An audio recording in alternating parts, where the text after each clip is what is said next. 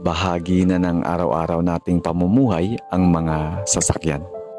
Mas nagiging madali at mabilis nating nararating ang ating mga pupuntahan at sa iba naman, sa pamamasada ng gagaling ang kanilang kabuhayan. Ngayong araw, sa magulo at maingay na lansangan, may isang taong nakaagaw ng aking pansin at agad akong napahanga. Naghahanap buhay siya ng marangal at nakaramdam ako ng mataas na pagrespeto sa kanya.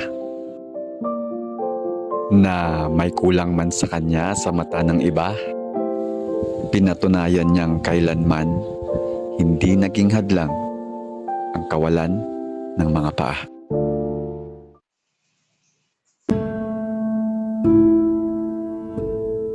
Sa konkretong karagatan, tila sakay ng isang bangka at ang kanyang mga kamay ang nagsisilbing sagwan.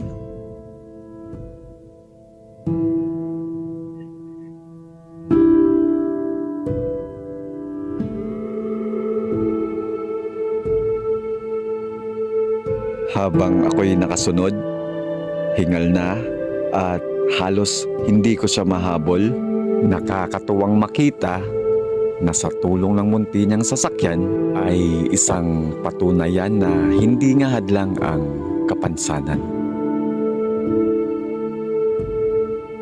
Ito ka na nakapwesto. Palipat-lipat. Kaya pa akong tatawid. Alam. Matagal na po kayo dito lang din sa kalye.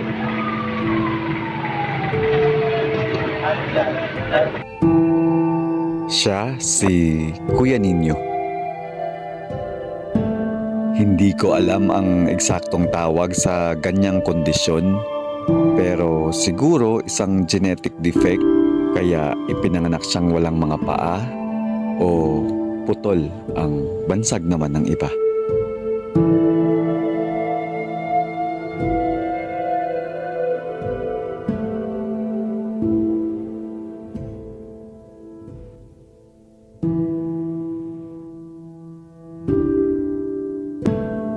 Sa maikli naming pag-uusap, nalaman ko na siya pala ay isang barker.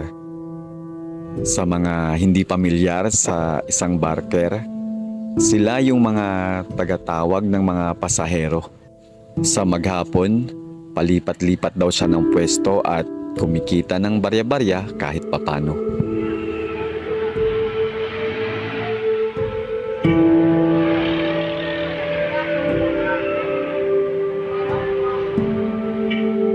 Minsan pag may mga napapadaang kakilala niya, binibigyan siya ng pangkape at mga pagkain.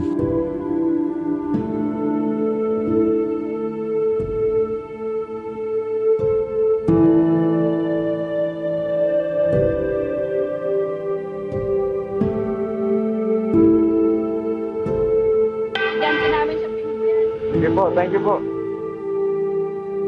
Napapabilang si Kuya Nino sa mga PWD o Person with Disability at may mga batas na nagpoprotekta sa kanilang mga karapatan. Sa pagkakaalam ko, may mga benepisyo at programang inilaan ng gobyerno para sa kanila. Pero eto ang realidad. Isa lang si Kuya Nino sa napakarami pang mga PWD na nagkalat sa mga kalye. Naghahanap ng paraan at lumalaban sa buhay. Nakikita kong nagsisikap siya na huwag umasa sa tulong ng iba. Pero sa kanyang kalagayan, hindi siya nanghihingi. Pero may mabubuting puso na nagmamalasakit at nag-aabot sa kanya ng pera. Hindi na ako nagtangkang itanong kay Kuya Nino ang buong kwento ng buhay niya. Ang mga pinagdaanan niya at mga pinagdadaanan niya araw-araw. Hindi na kailangang alamin ang kanyang nakaraan dahil naging sapat na sa akin ang kanyang pagpayag na makausap siya at humarap sa kamera.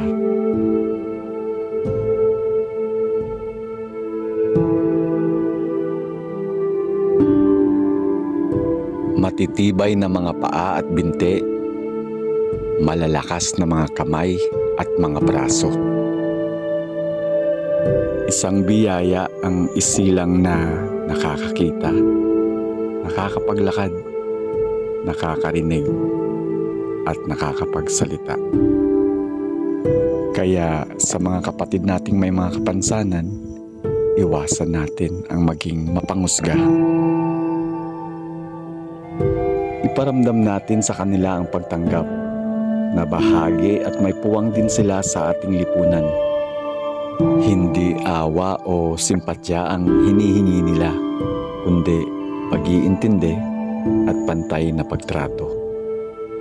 Paggalang sa kanilang karapatan at respeto bilang tao.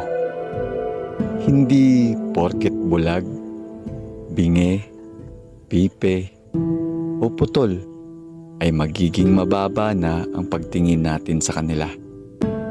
Hindi nila pinili ang ganyang sitwasyon o kalagayan. Pero tayo, kaya nating piliin ang maging mabuti sa ating kapwa, may kapansanan man yan o wala. Ang pagmamalasakit, hindi lang na ipaparamdam sa pagbigay ng pagkain o pag-abot ng pera. Nasa kalye man sila, hindi lahat nanlilimos at nanghihingi. Ang iba'y nagsusumikap at nagtsatsaga, kumita lang ng kahit pa pabarya-barya.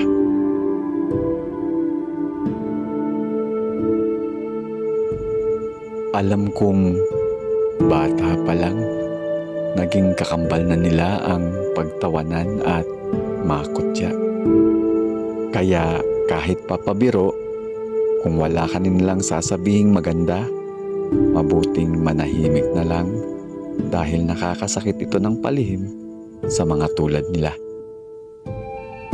May mga pangarap pa kaya si Kuya Nino? Hindi niya batid ang bukas at ang mga susunod pang mga araw. Saan man siya dalhin ng buhay, pinatibay na siya ng panahon at lahat kinaya niya.